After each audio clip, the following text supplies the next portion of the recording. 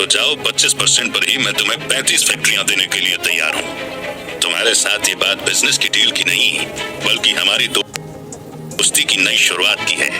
तुम जो भी बोलोगे हम उसके लिए तैयार हैं। आदित्य ने कहा, नहीं सर, इसकी कोई जरूरत नहीं है। आपने 25% पर 35 फैक्ट्रियां दे दी हैं, वही हमारे लिए काफी है। Thank you so much. Zubair एक स्माइल के साथ देविका की तरफ पलटता है और कहता है, मोहतरमा, अब आप हमें लड्डू खिलाइए। हमने आदित्य की बदौलत आपकी डील भी ले ली और 5 फैक्ट्रियां एक्स्ट्रा भी दे दी हैं। अब तो आप खुश हैं ना?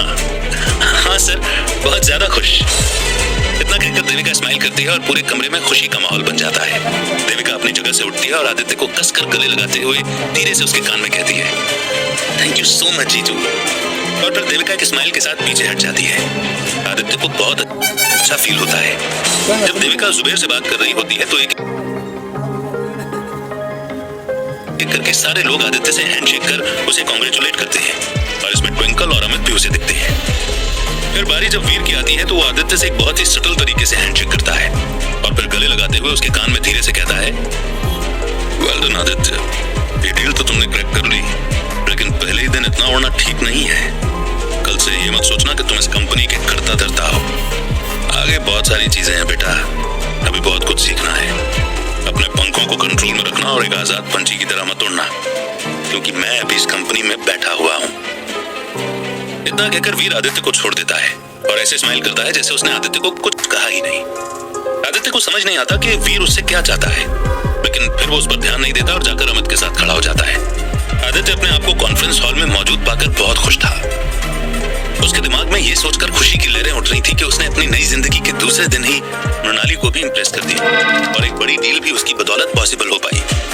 आदित्य को सबने बधाई दे दी। अब वो एक कोने में अकेला खड़ा आसपास देख रहा था कि देविका और जुबैर डील के पेपर्स पर डिस्कशन कर रहे हैं और वजीर भी उनके साथ ही खड़ा हुआ है। दूसरी ओर सारे एम्प्लॉइज आपस में कुछ डिस्कशन कर रहे थे और उससे दिख रहा था कि वो बहुत खुश हैं, क्योंकि हंसी ठिठोली की थोड़ी थोड़ी आवाजें रूम में सुनाई दे रही। आदित्य को अकेला खड़ा देख अमित उसके पास आया और स्माइल करते हुए अमित ने कहा, भाई तू आज घर से क्या खाकर आया है? या उस जंगली फ्रूट ने तुझे इतना चमका दिया? साले पहले दिन आकर तो देविका को इम्प्रेस करता है, फिर ट्विंकल से भी बात कर लेता है और फिर एक डील भी क्रैक कर लेता है। अगर ऐसा ही चलता रहा तो तू तो साले मेरी नौकरी खा जाएगा। वैसे पहले ये बता कि जुबैर के भतीजे से तेरी दोस्ती का क्या चक्कर है? तेरी दोस्ती इतने बड़े लोगों से कैसे हो गई? और जनरल बख्शी भी तुझे जानते हैं? कैसे भाई, कैसे? आदित्य अमित की बात सुनता है और एक पल के लिए उसके मन में आता है कि जिस तरीके से बख्शी सर ने हॉस्पिटल की सारी बात जुबैर को बता दी, उस तरीके से उसे भी अमित को अपनी नई जिंदगी के बारे में शेयर करना चाहिए, क्योंकि अमित भी उसकी जिंदगी में जुबैर जैसा ही दोस्त है। आदित्य कुछ कहने ही जा रहा होता है कि उसके मन में आता है कि वो अमित से स्कूल के बहुत सालों बाद मिला है। उसे पिछली जिंदगी से याद था कि अमित उसका बहुत अच्छा दोस्त बन जाएगा, जो उसके परिवार की मौत के टाइम पर भी उसके साथ रहेगा। लेकिन अभी आदित्य उस पर पूरा भरोसा नहीं कर सकता था और इसलिए वो इतनी बड़ी बात अमित को अभी नहीं बता सकता था। उसे धीरे धीरे अमित पर ट्रस्ट बढ़ाना होगा और फिर एक टाइम पर उसे अपने 10,000 साल की जर्नी के बारे में भी बताना होगा। आदित्य एक हंसी हंसता है और फिर कहता है, यार तू सुबह से पीछे पड़ा हुआ है, कितने सवाल पूछेगा? सारे सीक्रेट तुझे दे दूं क्या मैं लड़की से बात करूं तो तू जलता है, मैं डील क्रैक करूं तो तू जलता है। तो चाहता क्या है भाई मेरे? अभी थोड़ी देर पहले तो बाहर खड़ा होकर कह रहा था, I am always there for you, और अब यहाँ अंदर आकर ऐसी सांप जैसी बातें कर रहा है। अमित भी जवाब देता है, तूने तो 1 मिनट में पराया कर दिया यार, मैं तो मजाक में बोल रहा था, तू तो सीरियस हो गया। जलता नहीं हूँ तेरे से, बस पहले दिन तुझे ऐसा देखकर थोड़ा बुरा लगता है। और ठीक है यार, तू कहेगा तो तेरे लिए जान भी दे दूंगा, उसकी चिंता मत कर, मुझे जरूरत पड़ी तो मैं खुद ही ले लूंगा, बेवकूफ आदमी। इतना कहकर आदित्य हंसने लगता है और अमित भी उसे ज्वाइन कर लेता है। वो दोनों खड़े होकर जब हंस रहे होते हैं तो वजीर की नजर आदित्य पर पड़ती है और वजीर आदित्य की तरफ बढ़ता है। वो आकर उन दोनों के साथ खड़ा हो जाता है, लेकिन कुछ कहता नहीं, बस आदित्य की तरफ देखता रहता है। अमित एक बार वजीर को देखता है और फिर आदित्य को, और समझ जाता है कि कुछ सीरियस और सीक्रेट मैटर है जो वजीर अमित के सामने डिस्कस नहीं करेगा। इसलिए अमित हंसते हुए कहता है, अब आई नो कि तुम मेरे सामने कुछ डिस्कस नहीं करोगे, ठीक है, एंजॉय, मैं थोड़ा घूम फिर कर आता हूँ। अमित एक कदम दूसरे एम्प्लॉयज की तरफ बढ़ाता है, फिर उसके मन में कुछ आता है तो वो पलटकर आदित्य से कहता है, Aditya, I will be waiting for that secret, please let me know. इतना कहकर अमित आदित्य को एक आंख मारता है और फिर दूसरे एम्प्लॉयज को ज्वाइन कर लेता है, जिसके बाद आदित्य का ध्यान वजीर की तरफ चला जाता है। आदित्य वजीर के चेहरे को एक बार बहुत नजदीक से देखता है और समझ जाता है कि वजीर दिखा तो नहीं रहा, पर उसे बहुत ज्यादा दर्द हो रहा होगा। इसीलिए वजीर के कुछ कहने से पहले ही आदित्य धीरे से कहता है, तुम ठीक तो हो ना वजीर? कल रात को अंधेरे में शायद मुझे तुम्हारा चेहरा ठीक से नहीं दिखा था। मुझे लगा था सिर्फ माइनर चोट है, लेकिन अब तो तुम्हारी हालत बहुत ज्यादा खराब दिख रही है। नहीं आदित्य जी, इतना कुछ सीरियस नहीं हुआ है। मैंने आज सुबह ही चेकअप कराया था। कुछ फ्रैक्चर्स हैं, लेकिन डॉक्टर ने कहा है कि रिकवरी जल्दी हो जाएगी। वजीर उसी टोन में आदित्य को जवाब देता है। फ्रैक्चर की बात सुनकर आदित्य को बुरा लगता है और वो सोचता है कि उसने देरी क्यों की, क्यों उसने पहले ही अपने पावर्स को शोकेस नहीं किया। अगर वो ऐसा करता तो शायद वजीर की ये हालत नहीं होती।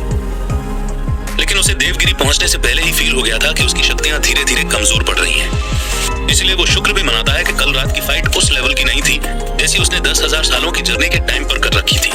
वो फिर वजीर से कहता है, वजीर तुमने जुबैर सर को क्या बोला कि तुम्हें क्या हुआ है? नहीं तुमने हॉस्पिटल वाली बात के साथ ये वाली बात भी तो उन्हें नहीं बता दी? नहीं आदित्य जी, मैंने ऐसा कुछ भी नहीं किया। जैसा आपने प्लान किया था वैसे ही मैंने आकर एक्सीडेंट के बारे में बोल दिया। और रही बात हॉस्पिटल की, तो वो भी बख्शी सर ने चचा जान को बताई थी और फिर मैंने उन्हें आपके बारे में बताया था।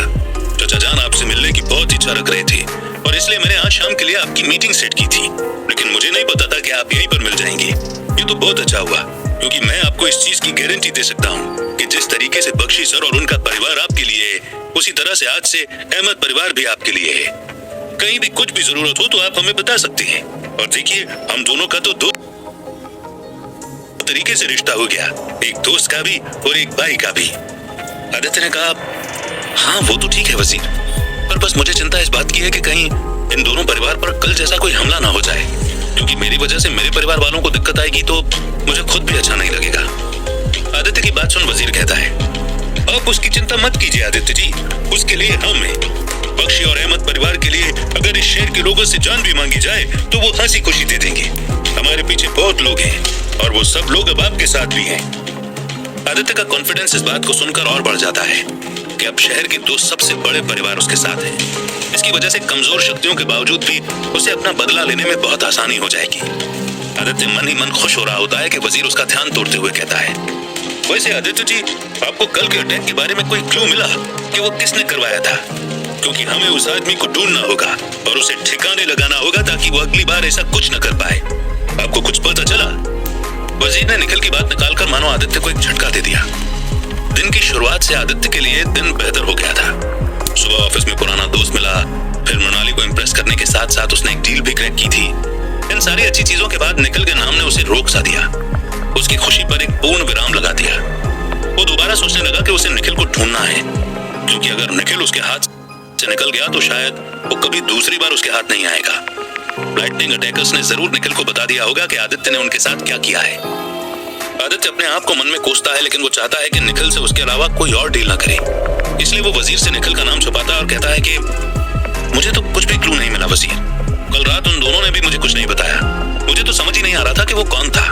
मुझे लगता है कि अभी इसके बारे में मुझे और रिसर्च करनी पड़ेगी। आदित्य जी, आप उसकी चिंता मत कीजिए, आप अपने काम पर ध्यान दीजिए, बाकी की रिसर्च मैं कर लूंगा। अगर कुछ अपडेट मिला तो मैं आपको जरूर बताऊंगा। इतना कहकर वजीर और आदित्य दोनों एक लुक एक्सचेंज करते हैं जो एग्रीमेंट को दिखाता है। फिर आदित्य की नजर देविका और जुबैर पर पड़ती है, जो पेपर साइन कर चुके थे और जुबैर निकलने को तैयार था। आदित्य और वजीर जुबैर के पास जाते हैं। जुबैर आदित्य को देखता है और एक स्माइल के साथ उसे कहता है, आदित्य मियां, आज आपसे मिलकर बहुत अच्छा लगा। मैंने वजीर से कल ही बोला था कि आपके साथ एक मीटिंग सेट कर दे, लेकिन अच्छा हुआ कि आप यहीं मिल गए। हमारी डील भी हो गई और दोस्ती भी। अब मेरे जाने का वक्त आ गया है, मैं आपसे फिर कभी मिलता हूँ। इतना कहकर जुबैर एक बार फिर आदित्य को गले